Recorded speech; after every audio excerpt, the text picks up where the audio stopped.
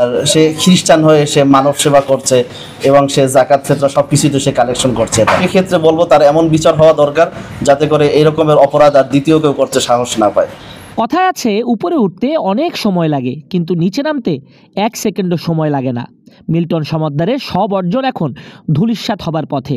প্রধানমন্ত্রী থেকে পুরস্কার পেয়েছেন, জীবনে পেয়েছেন বহু মানুষের ভালোবাসা, কিন্তু সাম্প্রতিক সময়ে child and old age care যেন জাতীয় আলোচনার কেন্দ্রবিন্দুতে। আশ্রয় কেন্দ্রটির সামনে শুনশান নীরবতা। তদন্তে নেমেছে আইন শৃঙ্খলা বাহিনী। তার কতগুলো আশ্রম, তার জিম্মায় কতজন আছেন, কেউ বলতে পারেন না। সেই হিসাবও ধোঁয়াশা। তাছাড়া বেশ কিছুদিন ধরে অভিযোগ, হারিয়ে যাওয়া মানুষগুলো কোথায়। যারা দুনিয়া ছেড়েছেন সেই হিসাবটাও পরিষ্কার না। একই সঙ্গে তার ব্যাংক অ্যাকাউন্টে কোটি কোটি টাকা, সেগুলো ছিন্নমূল মানুষদের সেবায় শেষ মুহূর্তে ব্যয় না করে কেন জমিয়ে রাখা? কেন প্রাথমিক চিকিৎসাতেই এসব মানুষের জীবনের ইতি টানা? এসব বিষয়ে সন্দেহ উঠছে সবার। মিল্টন সমাদ্দার সম্পর্কে যে তথ্যগুলো উঠে আসে গণমাধ্যমে, সেই বাইতুস সালাম জামে মসজিদের ইমামও মুখ খুলেছেন। কি বলেছেন তিনি?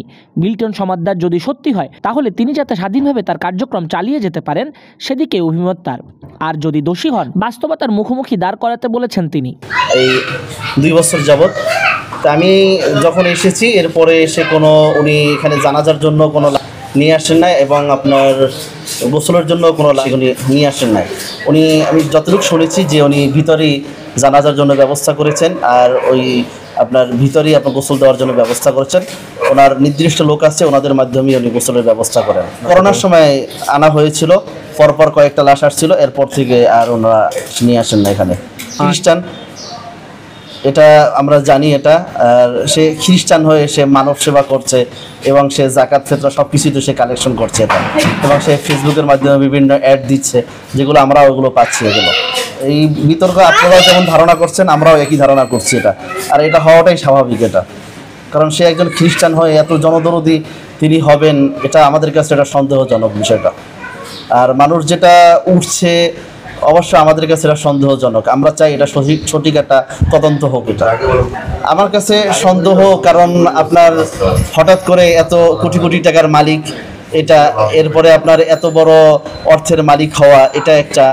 তারপরে আপনার সন্দেহজনক হলো যে এত টাকা পয়সা সে কালেকশন করে, তা এগুলো সঠিকভাবে সে ব্যয় করে কিনা, এটা সরকারের এটা তদন্ত হওয়া দরকার এটা। এবং এত কোটি কোটি টাকার সম্পদ সে কীভাবে আয় করলো, এটা কোথায় ব্যয় করলো, এটাও একটা তদন্ত হওয়া দরকার। এবং ওখানে যে মানুষগুলো আশ্রয় কেন্দ্রে আসেন, এদের সঠিক চিকিৎসা হচ্ছে কিনা, এটাও একটা তদন্ত হওয়া দরকার। এবং যারা মারা গিয়েছেন, তারা চিকিৎসা নিয়ে মারা গিয়েছেন কিনা, এটাও একটা তদন্ত হওয়া দরকার। যেহেতু এটা সঠিক তদন্ত হয় না, এই জন্য আমাদের কাছে এটা সন্দেহযুক্ত। আমি জানি না, তবে আমাদের আপনার সবাই যেমন এটা ধারণা করছে, আমরাও ঠিক ওইভাবেই আমরা এটা ধারণা করছি। আমরা এটা ধারণা মুক্ত নয়, এটা সন্দেহযুক্ত। কারণ উনি যদি ফ্রেশ মানুষ হতেন, তাহলে কেন উনি আসবেন না? কারণ আমাদের এখানে তো গোসল দেওয়ার জন্য সবার জন্য উন্মুক্ত, তো উনি কেন আসেন না এটা উনি একমত বলতে পারবেন। এটা ওই বৃদ্ধাশ্রমের ভিতরেই নাকি ব্যবস্থা করেছে, ওনার নির্দিষ্ট লোক আছেন 2 জন, ওনাদের মাধ্যমে এটা। ধর্মীয় দৃষ্টিকোণ থেকে এটা সমস্যা নেই, কারণ এটা গোসল যে কোনো জায়গায় এটা হতে পারে।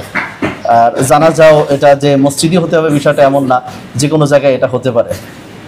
আমরা এটা সঠিক একটা তদন্ত চাই, আর সে যদি অপরাধী হয়ে থাকে, এটা সঠিক একটা বিচার চাই, যাতে করে সামনে করে আর এরকমের দুঃসাহস কেউ করতে না পারে, এরকমের অপরাধ কেউ করতে না পারে। ধর্মীয় অনুভূতি নিয়ে সে কাজ করে, এটা যে তার কার্যক্রম, এটা আমাদের কাছে এটা সন্দেহজনকই মনে হয়। এটা একটু আসলে সরকারিভাবে এটা তদন্ত নিলে এটা বেশি ভালো হয়। এটা আমরা সঠিক একটা তদন্ত চাই। এটা সেক্ষেত্রে বলবো তার এমন বিচার হওয়া দরকার যাতে করে এই রকমের অপরাধ আর দ্বিতীয় কেউ করতে সাহস না পায়।